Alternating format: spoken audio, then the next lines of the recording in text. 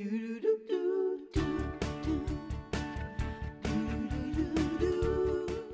back, everybody. Here to show us how to take ordinary yarn and turn it into trendy wall art for our home is the lovely Maria Provenzano. This is some beautiful stuff. Well, thank you. Doesn't it remind you of macrame? It does. And macrame, actually, it was funny. When I was doing this project, I was sending my mom all of these pictures and using the macrame rings. She goes, I actually used to make macrame owls.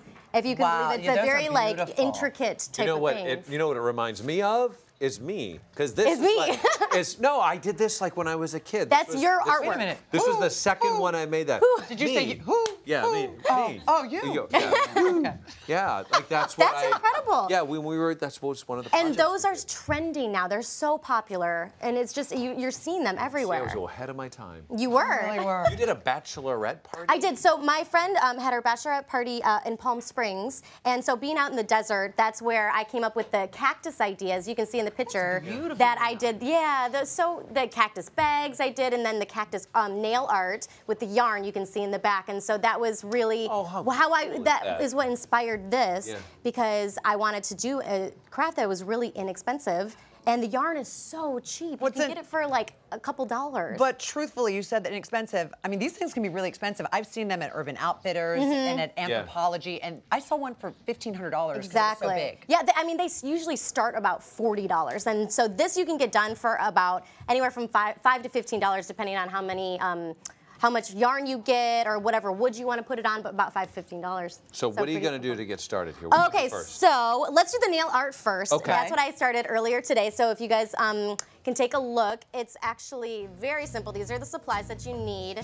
And I got the board at Michael's, and so then I freehanded the cactus on the board. You can actually print out a picture and trace it if that's easier. And then I just go in and I get these small nails that you can get, I mean, just about anywhere. I got mine at Target. And then you just nail them in, obviously making sure that they're very secure.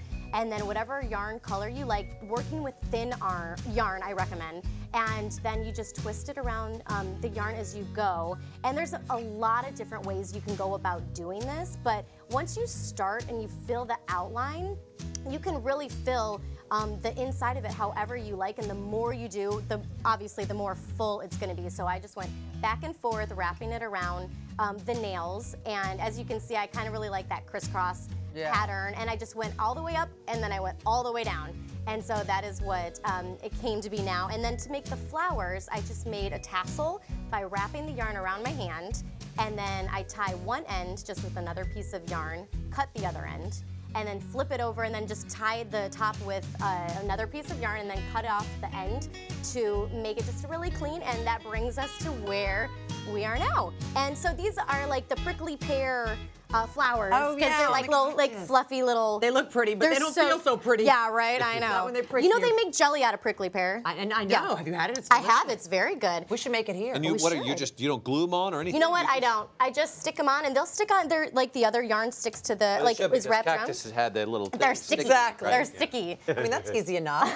All right, and now let's go on while Debbie's doing that. How do you do the wall art stuff? So the wall art is so simple. These are macrame rings. I use dowels. I also found a stick, like going on a walk with my son. So all you do is called a lark's head knot, and so it sounds fancy, and it's really not. So you can see this is a stick that I found, and I just did lots of. This was my coat of many colors and taking us back to Dollywood. So all I did was I take the yarn, it's folded in half, and as you can see, make a U, and then all you do is pull the legs through of the U and pull. And that's it. And that is it, and it looks super intricate, and I will say, probably the reason why it takes, or it costs so much is because it can take a lot of time to do it. Right. But and that's really what you're paying for is the time, but they're so beautiful and intricate. Did you then cut all the ends to make them even, or pitch them all? Yes, I did. I cut them all, and I really, for this, liked using the chunky ones on the bigger pieces. Kind of like, so the bigger the pieces, the chunkier you kind of want to get your yarn. Sure. And then overestimate the yarn. Like, use more yarn than you think you're going to use. The one on the end up there, did you darken that, or I dip dyed it. You dip dyed it. I dip dyed it. Do you know that it's called RIT dye? R-I-T RIT dye. And that stuff is strong. So make sure you read the instructions because it's going to depend based on the whatever material the yarn is made out of. But yeah, then you can just dip dye it and do an ombre look.